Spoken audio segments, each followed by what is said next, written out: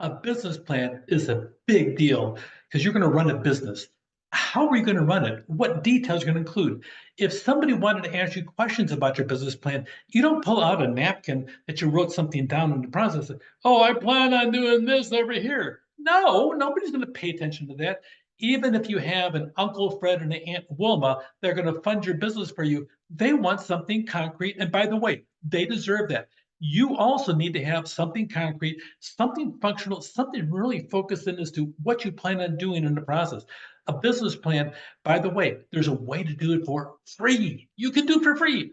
The Small Business Administration, they have a template for a business plan. I'll talk about it really in just a little bit more. There's 9 sections to a business plan. It's a written statement. It talks about the business, the target markets. You need to have a specific market that you're going to be selling your product to, okay, or services, the advantages you're going to have in relation to competition, and how much resources. And by the way, what are the qualifications that you have with this? So pay attention to that. You need to have this when you're talking to bankers or investors in their process. A good plan takes a long time to prepare. You have to have an executive summary. That's you have the cover and you open up executive summary. By summary, it's 1 page long, and you summarize the entire concept on 1 page. It's got to be condensed, well written, capture the attention of the people as soon as they sit there and look at it. So you have to have a good opening sentence. I recommend taking my business communication class. Yes, to make sure you're conveying that the urgency is the how big that need is. It's a big deal. Getting the plan in the right hands is about as important as getting the right information in it.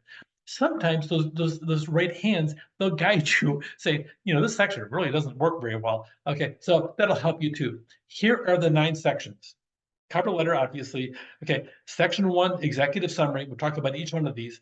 The company background, the management team, the financial plan, the capital or the money you need to fund it, the marketing plan, the location analysis, the manufacturing plan, and the appendix, which is all the other stuff that you research and you toss it back over there. So all these come in handy. So that being said, the SBA, the people will be happy to sell you services. You can pay $3,000 to $10,000 for a simple small business plan, and the people that get it, they're running their own small business, fleecing people just like you in the process. Now, that being said, sometimes you need it for your first business plan just to get it off the ground to make certain you're meeting everything, because a lot of times the people at the banks, they want to have a detailed 3-year analysis as to what you have. Your possible references are for your different profitability and your different costs involved. So that may be necessary. So pay attention to that. And you can use somebody inexperienced or be somebody experienced in the process, and it might save you an awful lot. But there's a free SBA website, Small Business Administration, free. Did I mention that it was free? I recommend doing this initially. First of all, your executive summary. What is your company and why it will be successful? Ta-da! This is your announcement. You're telling the world about it. And I would write the executive summary last. Write everything else first. This is what you write last. Okay, you can write drafts of it, but it should be the last part, because you're going to discover things when you do the other 8 sections that are really cool that you can fit into 1 sentence that might sit down and sell the person reading it. By the way, I'm going to tell you something. My first business plan, it was 42 pages long. And you know what? Nobody read the whole thing. Don't tell anybody. Nobody reads the whole thing. They read the executive summary and then they flick to the section that replies most to them. The only people that do it are the clerks in the bank that'll look at it and everything else and give the heads up or heads down to the guy that's in charge of giving you the loan. That's how it works. The reality of they all read the executive summary. It better be well done, and you do it last, because there should be a summary of all the information in there on 1 page. The company description. Provide good detail about a company. Go into detail about the problem that your business solved and why that's unique in the marketplace. Have a market analysis and focus in on who is your target market. I'm going to make baby clothes. Well, baby clothes over there. Who is your target market? Okay, you got multiple target markets. Normally, your target market, you aren't selling to babies. The babies are not going to be buying your product. They'll be wearing your product, but they're not going to be buying it. So focus in on it. Mothers that love babies will be your primary market. Have cute little babies over there and mothers playing with them. Have dads playing with them, have them doing things as a family, everything else. Everybody has this dream as to what life will be like once they have children in the process. But is there a target market for senior citizens? Yes, there is. A high end market. You can make a lot of profit because the grandparents have lots of money. They have more money than the 20-year-olds do. So maybe that's your market. Pay attention to who your market is. The markets will be different by geography, they'll be different by age bracket, they'll be different by income, they'll be different by education. So pay attention to all the demography. When we talk about that, pay attention to who your market is. The organization, how do you plan on doing that? You've already heard my opinion. I don't think you should ever do really a sole proprietorship or a partnership. You always get that corporation, but how would the corporation be? Subchapter S and LLC? If it's an LLC, will you be using the subchapter S taxation model or the sole proprietorship? So pay attention to the legal structure of your business and how it's going to be organized. Describe your service or your product line, explain what your how it's going to benefit your customers and what the product life cycle looks like. So pay attention to the product life cycle of the product or the service you're out there with. Go back and look as to what we talked about previously in the class and also do your own research on it.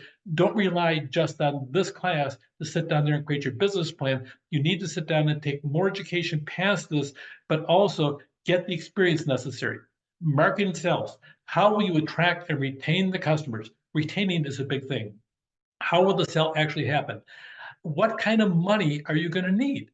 One of the biggest failures of small businesses is inadequate capital to start your business. You don't want to sit down there and have something go sideways.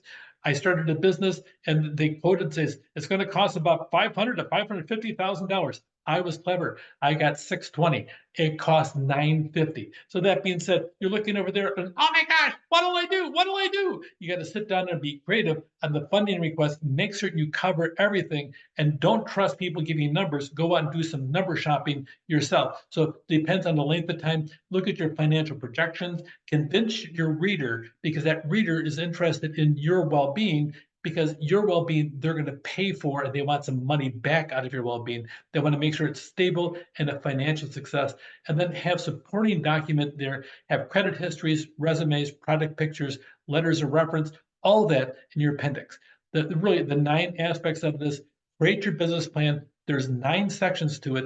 You want to fund, manage, or advise your company. You have a whole series of things in there you want to have. You want it detailed. By the time you're done, if you use a small business administration model, my experience has been it's 14 pages long minimum.